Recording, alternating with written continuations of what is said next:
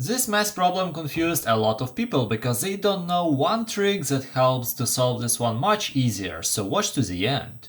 To solve this problem, let's find the correct order of the operations. PEMDAS rule says that we first need to do the parentheses, then the exponents, then multiplications and divisions. They have the same priorities, so we do them from left to right. And then addition and subtractions, also the same thing, and we do them from left to right. So what is the right order of the operations? We don't have parentheses, we don't have exponents, we have multiplications and divisions.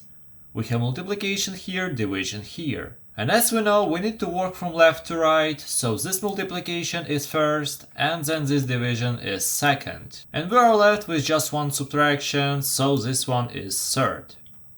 Wait, if you like the explanation so far, please consider subscribing. Thank you! So now, once we know it, let's calculate everything. So the first one is multiplication. 6 times 2 gives us 12. We are left with 9 minus 12 divided by 3. Now we do the division.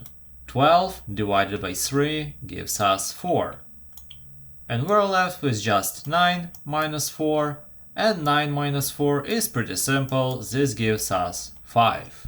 And 5 is the final solution.